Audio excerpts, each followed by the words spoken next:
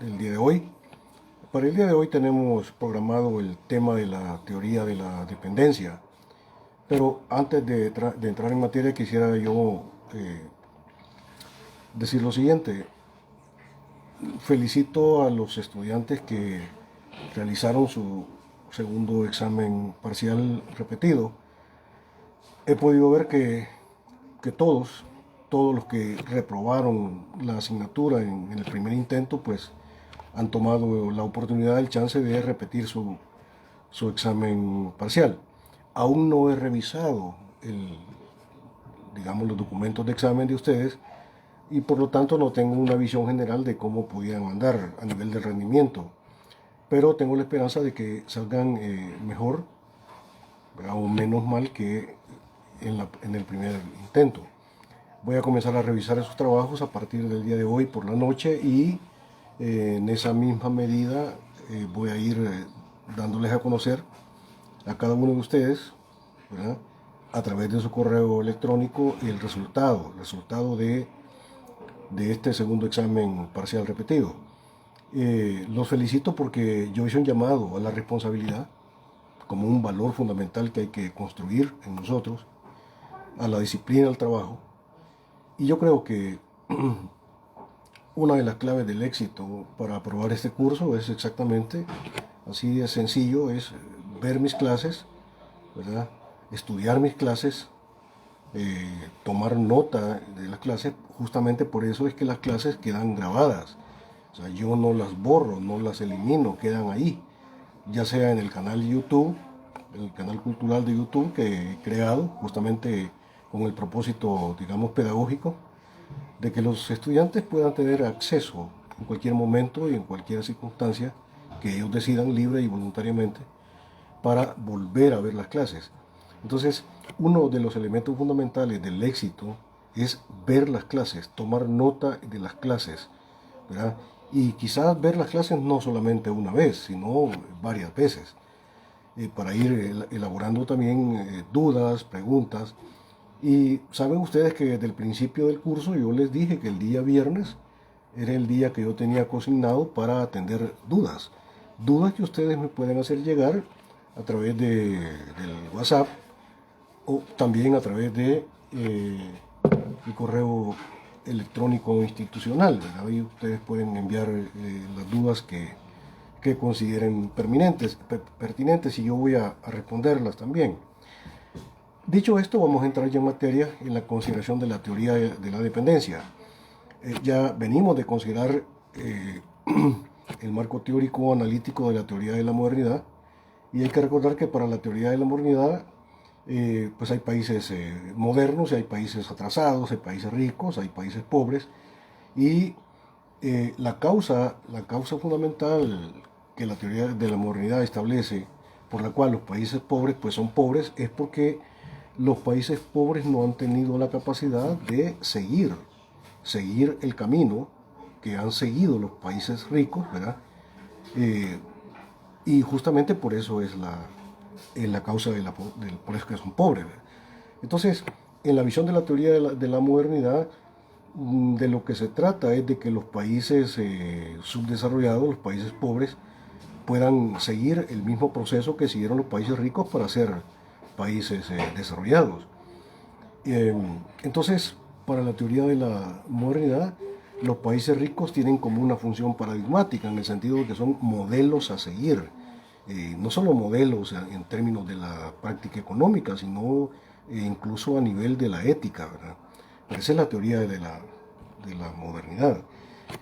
Luego examinamos la teoría del estructural funcionalismo, ¿verdad? Y vimos que los estructural funcionalistas proponen de que pues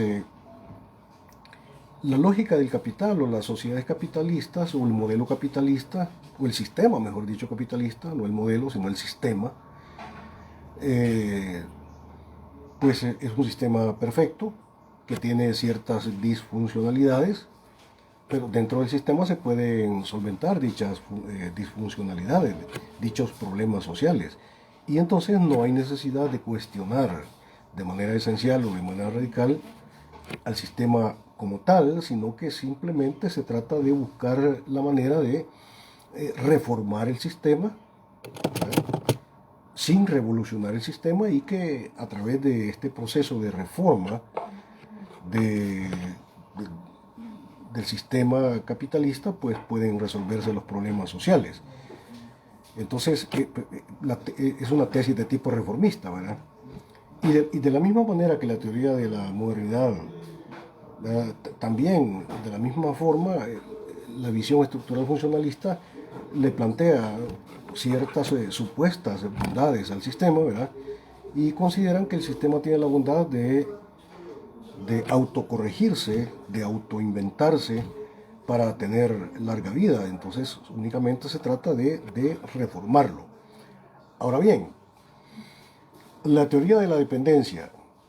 Bien, la teoría de la dependencia es, digamos, es un enfoque teórico científico que se constituye más o menos alrededor de los años 60, los años 70 del siglo XX, y es un esfuerzo teórico para tratar de entender justamente el hecho de que la mayoría de países latinoamericanos son países pobres, son países que están en una situación de dependencia respecto de los países desarrollados, considerados por la teoría de la dependencia como países centrales o países hegemónicos.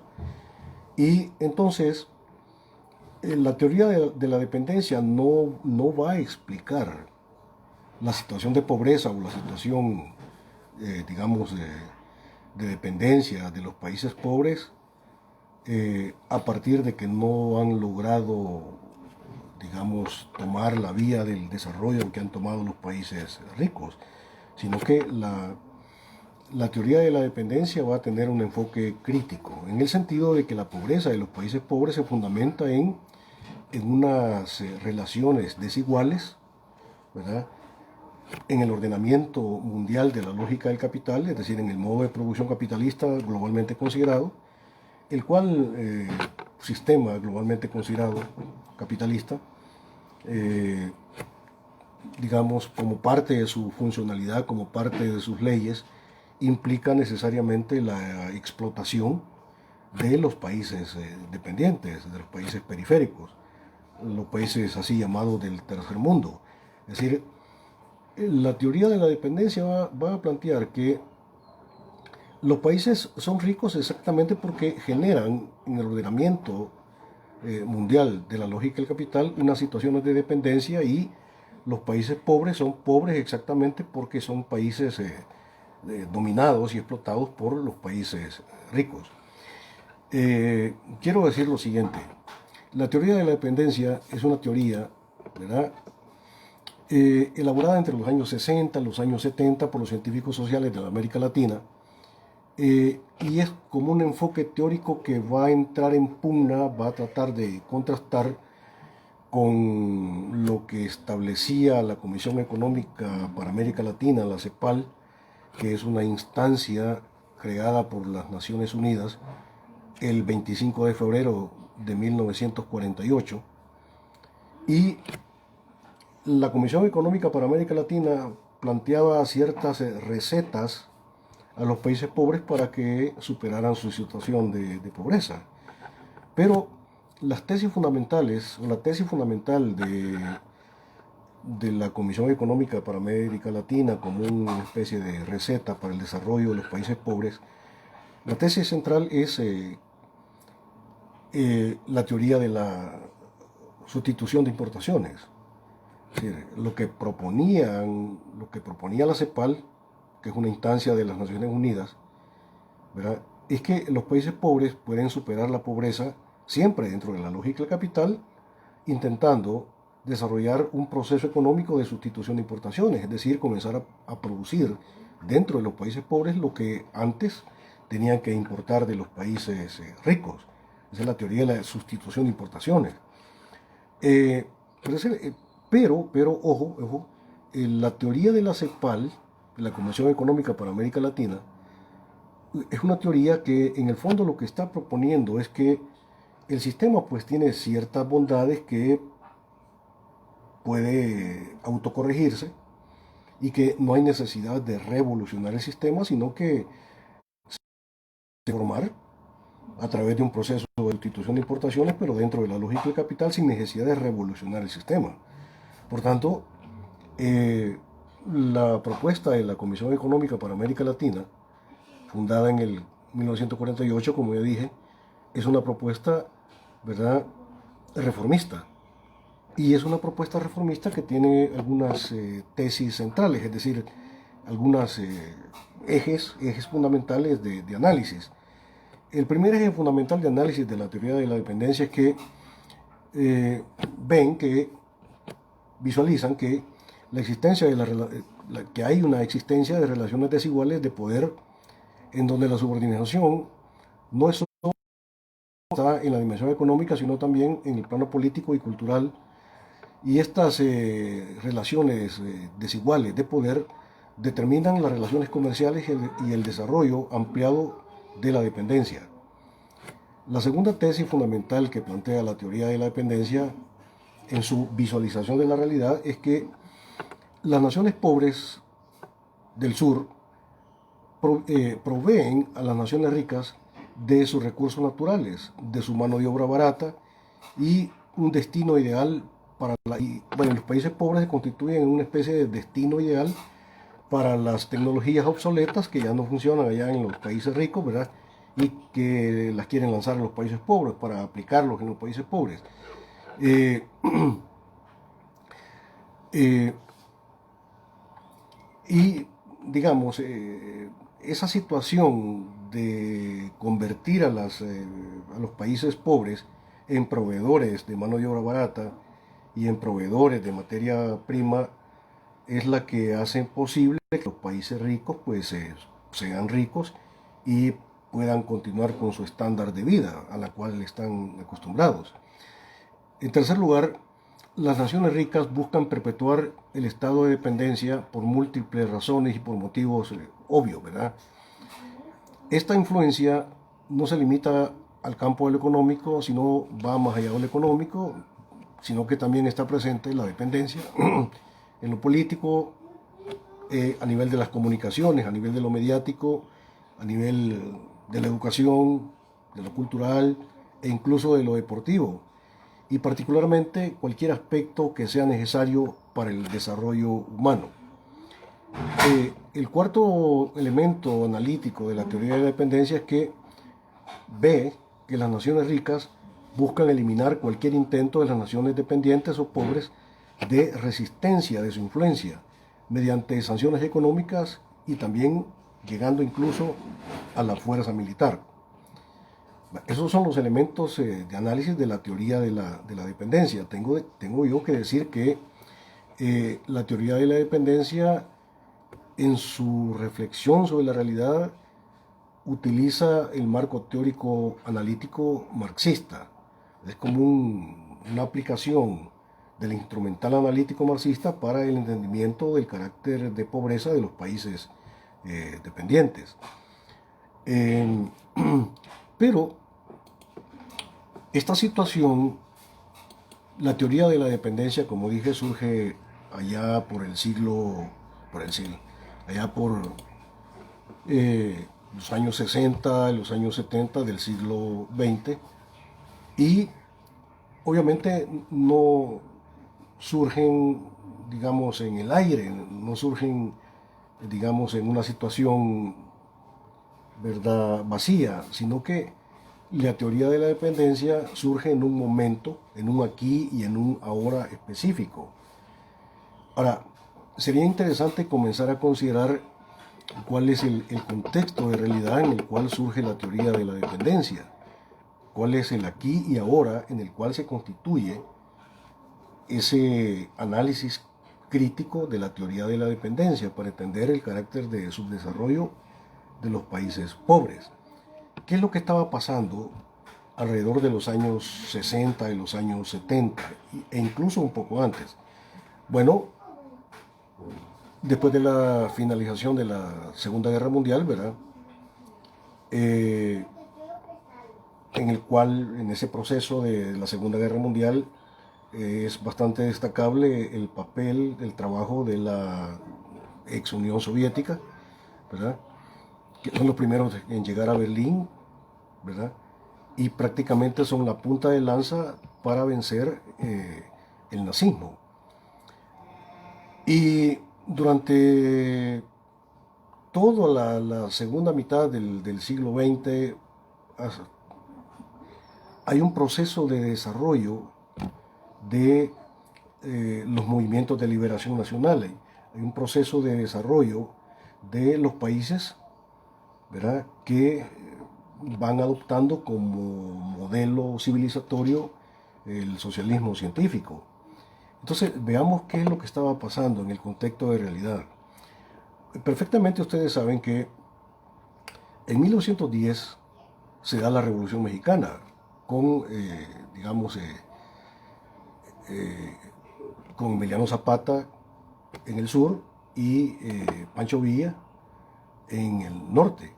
Pero ese proceso revolucionario mexicano de 1910 no era de inspiración marxista, ¿verdad? Tenía otro tipo de motivaciones, pero no tenía un marco teórico analítico marxista, ¿verdad?, sino que era un cúmulo pues, organizativo de descontento social en contra de los terratenientes y los ricos de aquel tiempo. Eso fue en 1910. Ahora bien, en 1917 se realiza la revolución bolchevique, la revolución soviética, eh, liderada por Vladimir Ilich Lenin.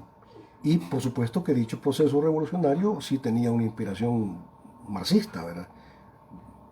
Y el propósito del proceso revolucionario soviético era exactamente la construcción de la dictadura del proletariado, la cual dictadura del proletariado viene a afianzarse como dictadura en los tiempos de Stalin, de Joseph Stalin. Y debo decir que los años de gloria del proceso revolucionario soviético se dieron justamente desde el tiempo de Lenin hasta los tiempos de Stalin. Luego de Stalin, después de la Segunda Guerra Mundial, el proceso revolucionario marxista soviético decae, pero decae justamente por lo que suele pasar siempre, ¿verdad? Hay un paulatino abandono de la visión marxista de la realidad, de las tesis fundamentales de Marx y de Lenin, y comienzan a adoptarse medidas de democracia burguesa. Es decir, lo que pasó con la revolución soviética es que dejó atontarse, dejó penetrarse por las teorías democrático-burguesas. La Central de Inteligencia Americana hizo bien su trabajo. Entonces la Unión Soviética cayó exactamente por eso, porque no logró sostener la dictadura del proletariado y comenzó, digamos, a ser penetrada por la ideología, por el marco teórico burgués. Se dejaron encantar por las tesis de la democracia burguesa. Entonces decayó la Revolución Soviética, pero decae la Revolución Soviética exactamente por eso, porque deja de ser marxista.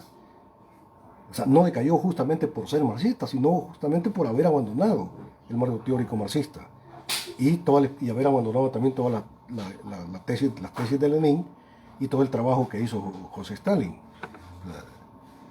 Por eso es que decae la Revolución Rusa, que se constituye en 1917.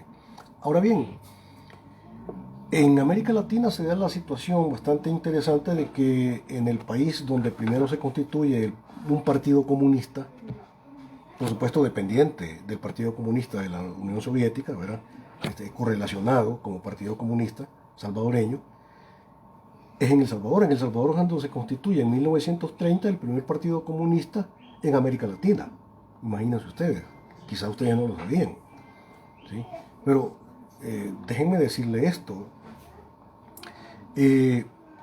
Siempre los partidos comunistas siempre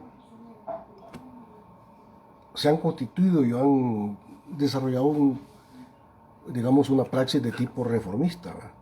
Siempre han sido partidos electoreros, ¿verdad? Porque los partidos comunistas que se constituyen y se despliegan en toda América Latina son partidos que se forman prácticamente ya en los momentos en los cuales la Unión Soviética comienza a decaer. Y entonces adoptan una vía de tipo electorera, adoptando los procesos de la democracia burguesa para la toma del poder político. Siempre fueron así. Hasta los tiempos de Shafiq Handel también, la visión de Shafiq Handel siempre fue de tipo reformista. ¿Sí? Shafiq Handel, como máximo dirigente del Partido Comunista Salvadoreño en los años 80, ¿verdad?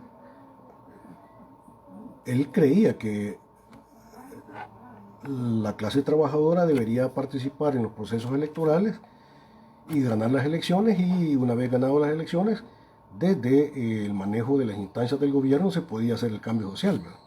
Eran las tesis de ellos, ¿verdad? De Shafiq.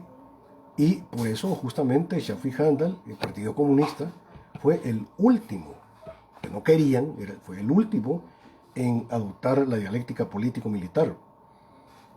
Entonces, en 1930 se constituye el Partido Comunista Salvadoreño. Bueno, en 1949 se constituye la Revolución Cultural China, liderada por Mao Zedong, y siempre de inspiración marxista. En el año 58, 1958, se da la Revolución Cubana, ¿verdad? Inspiración marxista, liderada por Fidel Castro, y por supuesto con la presencia del Che Guevara ahí, en 1958. En los años 70 se desarrolla y los revolucionarios vietnamitas logran incluso derrotar la intervención militar norteamericana en Vietnam y constituyen, digamos, el gobierno revolucionario de inspiración marxista. Debo decir, y es importante considerar, que la primera derrota internacional del ejército norteamericano, ¿verdad?, que intervienen en Vietnam para defender a la burguesía y sus intereses imperialistas en Vietnam, la primera derrota militar fue ahí, en Vietnam. Sí. Ahí perdieron, ahí salieron con la cola entre las patas. Fue la primera derrota militar que obtuvieron. Y justamente por eso Vietnam, ¿verdad?, se parte en Vietnam del Norte y Vietnam del Sur. O sea, uno socialista y otro que continuó siendo capitalista. Pero la visión socialista, la visión crítica de la realidad inspirada por el marxismo, iba avanzando en el mundo. También en los años 70 se da el proceso revolucionario cubano, ¿verdad?, en donde igualmente, el proceso revolucionario coreano, en donde Corea se parte en Corea del Norte y también en Corea del Sur. La Corea del Norte es de inspiración marxista, ¿verdad? Y la Corea del Sur pues es igualmente, sigue siendo de tipo capitalista. En el año de 1973 en América Latina ocurre una cosa muy interesante. En Chile, en 1973, el Partido Comunista Chileno, ¿verdad?, en coalición, en unión con una serie de movimientos y de organizaciones progresistas, algunas de inspiración marxista, otras no, ¿verdad?, otros eran social cristianos o demócrata cristianos, pero en una gran coalición opositora lleva como candidato presidencial al doctor Salvador Allende, ¿verdad?, y gana las elecciones. ¿Sí? Entonces, el Partido Comunista Chileno gana las elecciones, llega al gobierno, pero 9 meses después, los norteamericanos, a través de sus aparatos como la Central de Inteligencia Americana, etcétera, etcétera, aliados con la burguesía criolla, la burguesía nacional chilena, le dan golpe de Estado y asesinan y matan a Salvador Allende. ¿Sí? Solo le permitieron estar en el gobierno por 9 meses y luego le dan golpe de Estado. Pero esta experiencia demostró que no se puede construir el socialismo científico por la vía electorera, ¿verdad? Por la participación en los procesos, digamos, que la misma democracia burguesa establece. O sea, lo que ocurrió, lo que pasó en Chile en 1973, ¿verdad? Es como una lección. La primera lección es esa. No se puede construir la dictadura del proletariado a través de la participación, de una vía reformista, ¿verdad? Por participar o de participar en los procesos de la democracia burguesa. O sea, no es posible. Y también demostró, una segunda lección, es que tampoco se puede construir la dictadura del proletariado. Es decir, que si luego de la toma del gobierno, ¿verdad?, no construís la democracia, la dictadura del proletariado, entonces realmente estás perdido. Eh, y quizás hay una tercera lección que demostró que no es lo mismo llegar al gobierno a través de un proceso electoral, ganando la presidencia, ganando la asamblea legislativa, ganando alcaldías. Esa es una cosa, eso es ganar el gobierno, pero no es necesariamente ganar el poder. ¿Sí? Ganarte el gobierno no es lo mismo ganarte el poder, ¿verdad? Podés ganar las elecciones y no tener poder, ¿verdad? ¿Cuál es el asiento del poder? ¿Cuál es el fundamento del poder? El fundamento del poder es la fuerza, y en este caso la fuerza militar. Si llegas al gobierno, pero la clase dominante continúa manejando, continúa teniendo al ejército y a todos los aparatos policiales, al sistema de justicia, entonces podés llegar al gobierno, pero no tenés poder. No es que hayas logrado el poder, ¿verdad? Entonces, lo que pasa es que, viendo lo que pasó en Chile en 1973, y veo yo que lo que ha ocurrido ahí y después sigue pasando, que la experiencia del FMLN, olvidan cuál es el objetivo estratégico de la clase trabajadora. ¿Sí? Olvidan cuál es el objetivo estratégico de la clase trabajadora. Ya sabemos nosotros que el objetivo estratégico de la clase trabajadora, pues, ¿verdad?, es la destrucción del Estado capitalista y la construcción justamente de la dictadura del proletariado. ¿Cuál es el objetivo estratégico de la clase trabajadora? Además, estos procesos de tipo reformista, como lo que pasó en Chile, pero igualmente es lo que pasó en Nicaragua, y quiero contarles esto porque yo participé, estuve ahí.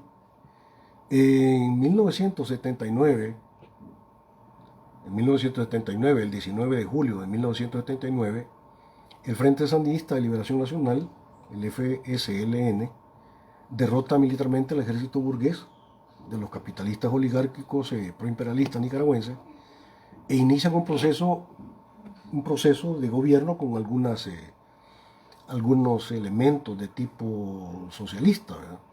Algunos elementos. Dentro de estos elementos, dentro de estos rasgos de tipo socialista, el Frente Sandinista de Liberación Nacional ya para el año 80 desarrolla lo que se llamó la Jornada Nacional de Alfabetización. Yo participé en esa Jornada Nacional de Alfabetización, tuve a mi cargo una brigada, ¿sí?, de alfabetizadores. Y tuvimos que ir al campo, tuvimos que ir al monte, a la selva, a alfabetizar en ese contexto. Yo conozco bien ese proceso, estuve allí, lo viví. Ahora, pero ¿qué pasó, verdad? Los sandinistas derrotan militarmente al ejército burgués en Nicaragua, pero no les duró mucho la cosa porque a los pocos años, de nuevo, la Central de Inteligencia Americana, los nicaragüenses logran revertir el triunfo de la revolución. Y Nicaragua vuelve a ser otra vez capitalista y dependiente del imperialismo norteamericano. Entonces, lo que vino después lo que hay es una traición a los principios revolucionarios socialistas, ¿verdad? Es una traición, un olvido de la ciencia marxista-leninista, y los nicaragüenses revolucionarios, que ya no lo fueron más adelante, pierden de vista, ahora sí, cuál es el objetivo estratégico de la clase trabajadora. Dejan de lado la conducción obrero-campesina del proceso de cambio y dejan que los intelectuales o las capas medias dirijan el proceso de cambio. El error fundamental que cometen todos los movimientos de liberación nacional reformistas que logran derrotar militarmente al ejército de los capitalistas, pero que no tienen claros los principios marxistas-leninistas, es que luego del triunfo no construyen la dictadura del proletariado, sino que construyen gobiernos de amplia participación. Y en ese tipo de gobiernos, los capitalistas y el imperialismo norteamericano logran recomponerse y terminan torciendo, desviando el proceso revolucionario desde dentro del proceso. Caen en la trampa ideológica, ¿sí?, a que los obliga el capitalismo internacional y sus instituciones internacionales. O sea, ceden a las presiones internacionales. ¿Y de dónde vienen esas presiones internacionales? De los organismos globalizados, internacionales, que maneja el imperialismo norteamericano, que maneja el capital igualmente globalizado. ¿Cuáles son? Bueno, podemos mencionar la ONU, las Naciones Unidas, la OEA, la Comisión Económica para América Latina, el Fondo Monetario Internacional, el Banco Mundial, etcétera, etcétera. ¿Sí? O sea, los procesos revolucionarios que logran derrotar militarmente al ejército burgués terminan siendo presionados por estos organismos multinacionales, ¿verdad? Y al final ceden, los quiebran. En América Latina, entre los años 60 y 80, 1960, 1980, hay un incremento, gran aumento de los niveles de organización popular que cuestionan el sistema burgués y se plantea como objetivo estratégico de su lucha la toma del poder político. Sí, pero por vía revolucionaria. Pero la mayoría de esas organizaciones no son marxistas-leninistas, sino son de tipo reformistas, son socialdemócratas, son progresistas, librepensadores, democristianos, etcétera, etcétera. Por ello es que ahora en América Latina la mayoría de gobiernos progresistas no son marxistas, sino que son reformistas. Es decir, hablo de lo que está pasando en Bolivia, ¿verdad? De las recientes elecciones en Bolivia. Hablo del caso de Venezuela también. Son gobiernos que no son marxistas, son gobiernos progresistas, pero de tipo reformistas, ¿verdad? Y eso es lo que ha habido, el caso de Lula en Brasil, ¿verdad? Por eso es que no se sostienen, no se mantienen, porque creen que se puede humanizar el capitalismo desde adentro. Creen que de lo único que trata es de ganar el gobierno a través de procesos electorales, y jamás y nunca construyen lo que tienen que construir, que es exactamente la dictadura del proletariado. ¿Sí? Ese es su error fundamental. O sea, llegan al gobierno, pero no construyen la dictadura del proletariado. Caen de nuevo en los planteamientos de la democracia burguesa. Ahora, lo que estoy diciendo es que la teoría de la dependencia surge en un contexto mundial en el cual hay un gran avance, ¿verdad?, de los países revolucionarios, hay un gran avance de los movimientos de liberación nacional, hay crítica al sistema y disculpen, he tenido aquí un problema técnico, se fue la señal. Les pido disculpas, realmente fuera de mi voluntad. El dispositivo que estoy utilizando se sobresaturó y dejó de funcionar.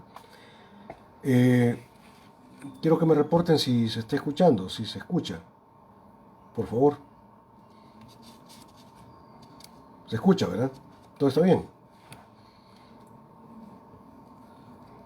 Bueno, entonces lo que yo estaba planteando es que hay un avance, un desarrollo del análisis crítico marxista de la lógica del capital.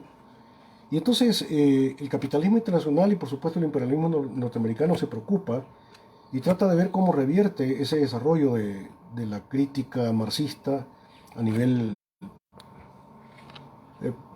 sigo con problemas técnicos acá. Compañeros estudiantes, quizás voy a dejar la clase hasta acá porque son demasiados los problemas técnicos. Entonces vamos a continuar la clase hasta el día lunes, ¿verdad? Sospechosamente por el tema que estoy tratando, y me parece muy sospechoso que haya problemas técnicos en este asunto. Entonces dejémoslo hasta acá y continuaremos en la clase el próximo día, el día lunes. Tengan un feliz miércoles, compañeros estudiantes.